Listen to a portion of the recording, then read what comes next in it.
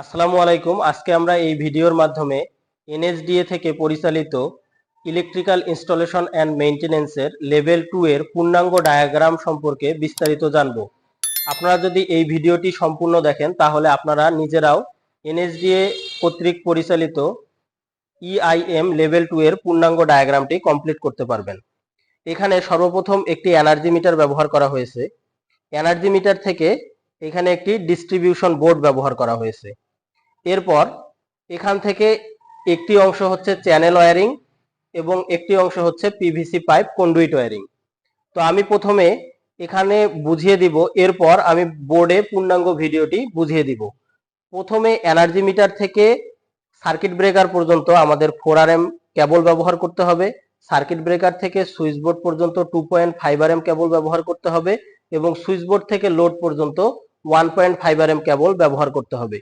এরপর আমাদের circuit breaker থেকে আবার এই সাইডে সুইচ বোর্ড পর্যন্ত 2.5 RM কেবল ব্যবহার করতে হবে এবং সার্কিট ব্রেকার থেকে আমাদের পাওয়ার সকেট পর্যন্ত 2.5 RM কেবল ব্যবহার করতে হবে।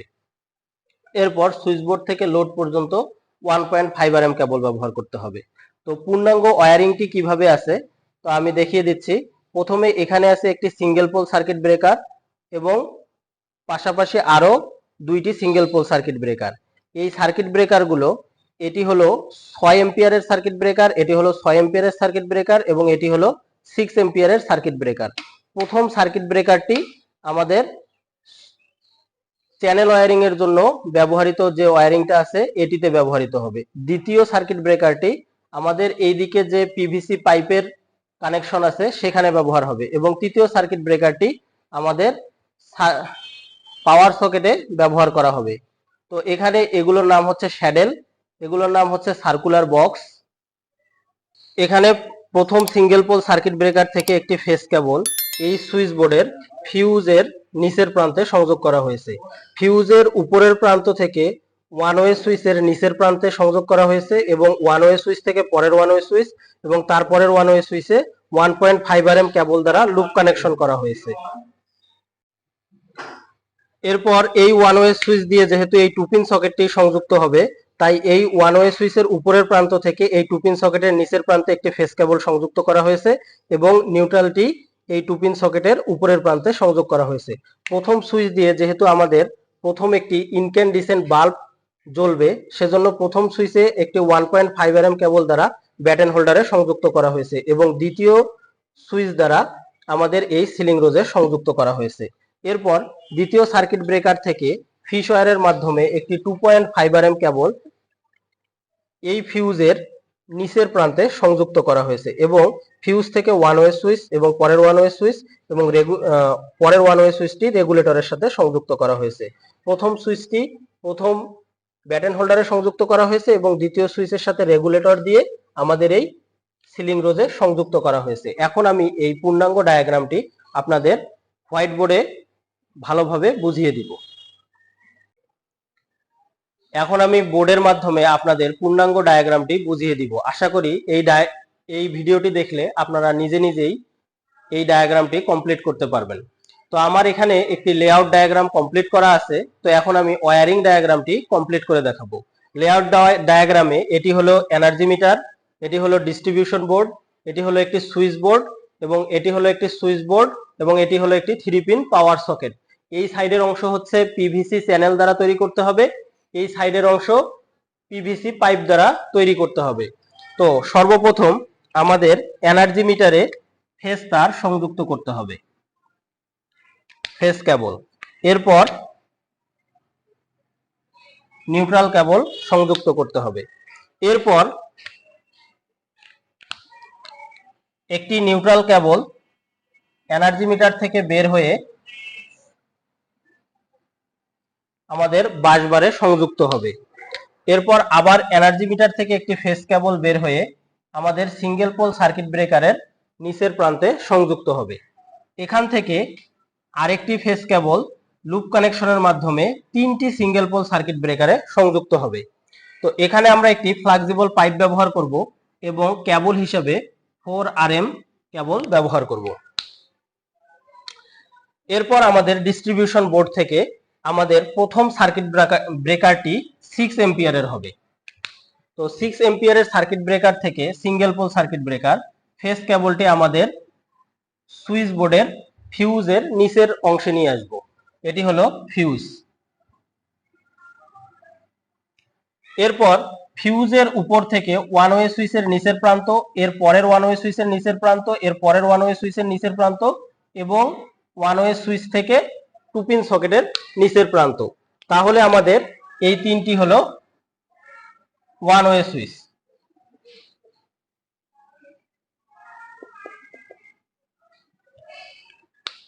এরপর আমাদের লোডের কানেকশন। তো সার্কিট ব্রেকার থেকে সুইচ বোর্ড পর্যন্ত যে ফেজ কেবলটি আসছে এটি হলো 2.5 RM। এরপর সুইচ বোর্ড থেকে যেহেতু আমাদের এখানে একটি ইনক্যান্ডিসেন্ট বাল্ব ব্যবহার হবে, তো এখান থেকে 1.5 RM কেবল আমাদের প্রথম সুইচের প্রথম প্রান্তে সংযুক্ত হবে। এরপর পরের সুইচ দিয়ে যেহেতু আমাদের একটি টিউবলাইট জ্বালাবো, সেক্ষেত্রে টিউবলাইট থেকে একটি 1.5 RM কেবল আমাদের পরের সুইচ বোর্ডে সংযুক্ত হবে। তো আমাদের এই সুইচ বোর্ডে ফেজের কানেকশন শেষ। আমাদের ডায়াগ্রাম অনুযায়ী বিভিন্ন ধরনের সাইজ থাকতে পারে, যেমন 11 সেন্টিমিটার, 11 সেন্টিমিটার, এখানে 11 সেন্টিমিটার, এখানেও 11 সেন্টিমিটার এবং এর উচ্চতা হবে 13 সেন্টিমিটার। এটা আমাদের ডায়াগ্রামে যেভাবে থাকবে সেই উচ্চতাটাই এখানে ব্যবহার করতে হবে। তো আমাদের এখানে ফেজের কাজ শেষ। এবার আমরা এই বাসবার থেকে একটি 2.5 RM নিউট্রাল কেবল সরাসরি আমাদের জাংশন বক্সে নিয়ে আসব।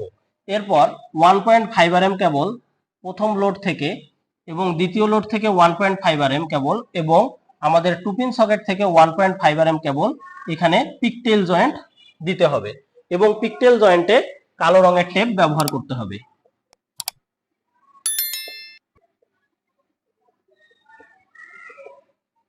তাহলে আমাদের প্রথম অংশের কাজ শেষ। এরপর আমরা দ্বিতীয় অংশের কাজ কমপ্লিট করব। তো দ্বিতীয় অংশ কিন্তু আমাদের কন্ডুইট পাইপ দ্বারা। তো এই কন্ডুইট পাইপ থেকে আমাদের কেবল টানার জন্য আমাদের ফিশ ওয়্যার ব্যবহার করতে হবে। Fish wire. তো প্রথমে আগে আমরা ফেজের কাজটি করব। এর জন্য পরের সার্কিট ব্রেকারের উপরের প্রান্ত থেকে প্রথমে আমাদের ফিউজের নিচের প্রান্তে সংযুক্ত করতে হবে। এটি হলো ফিউজ। এর পরের এই দুইটি হলো ওয়ান ওয়ে সুইচ। এরপর এটি হলো ফ্যান রেগুলেটর।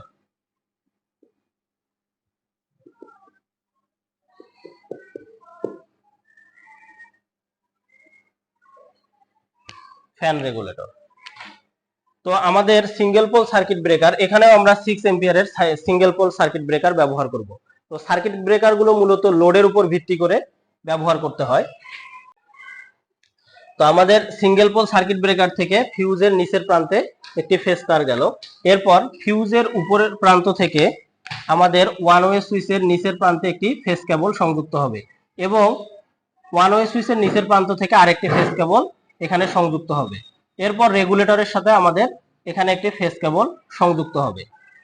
এরপর আমাদের সুইচ লোড থেকে একটি ফেজ কেবল আমাদের প্রথম ওয়ান ওয়ে সুইচের প্রথম প্রান্তে সংযুক্ত হবে। এরপর যেহেতু আমরা এখানে একটি সিলিং ফ্যান ব্যবহার করব, সেক্ষেত্রে সিলিং ফ্যান থেকে একটি ফেজ কেবল রেগুলেটরের সাথে সংযুক্ত হবে এবং আমাদের এখানে মাথায় রাখতে হবে যাতে আমরা লাল রঙের টেপ ব্যবহার করি, ইনসুলেটিং টেপ। এরপর আমাদের এই সুইচ বোর্ডে ফেজের কাজ শেষ। এখন আমরা এই সুইচ বোর্ডে নিউট্রালের কানেকশন দিব।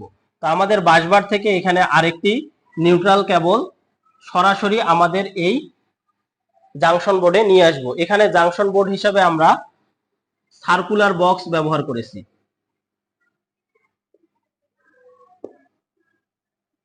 Circular box. তো প্রথম লোড থেকে একটি 1.5 RM কেবল এবং দ্বিতীয় লোড থেকে একটি 1.5 RM কেবল নিয়ে এখানে একটি পিকটেল জয়েন্ট দিতে হবে এবং পিকটেল জয়েন্টে কালো রঙের টেপ ব্যবহার করতে হবে। এরপর আসবো আমরা পরের সার্কিট ব্রেকার থেকে। পরের সার্কিট ব্রেকার যেহেতু আমাদের পাওয়ার সকেট, এজন্য 16 এম্পিয়ারের সার্কিট ব্রেকার নিব। এরপর প্রথমে 2.5 RM এর কেবল এই 3 পিন পাওয়ার সকেটের নিচের প্রান্তে সংযুক্ত হবে।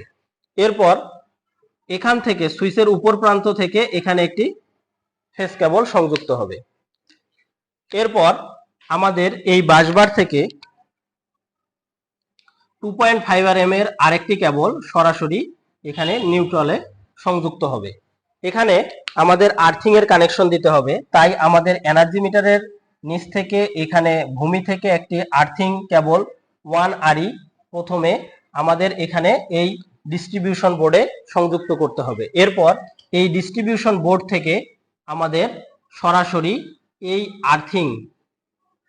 আর্থিংয়ে গিয়ে কাজটি সম্পূর্ণ করতে হবে।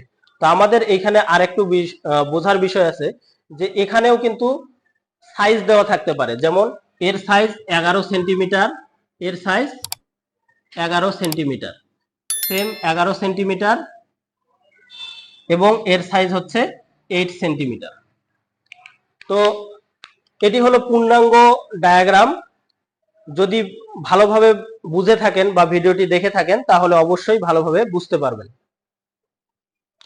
তো এখান থেকে এটি হলো এনার্জি মিটার, এটি হলো ডিস্ট্রিবিউশন বোর্ড, এটি হলো 5 ঘাটের সুইচ বোর্ড এবং এটি হলো 4 ঘাটের সুইচ বোর্ড। তো এই ছিল এনএসডি এর অধীনে EIM লেভেল 2 এর একটি পূর্ণাঙ্গ ডায়াগ্রাম। যদি আপনারা ভিডিওটি ভালোভাবে দেখে থাকেন তাহলে আপনারা এই সম্পর্কে ভালোভাবে বুঝতে পারবেন, এবং কোনো কিছু যদি না বুঝে থাকেন তাহলে অবশ্যই কমেন্টে জানাবেন। ধন্যবাদ।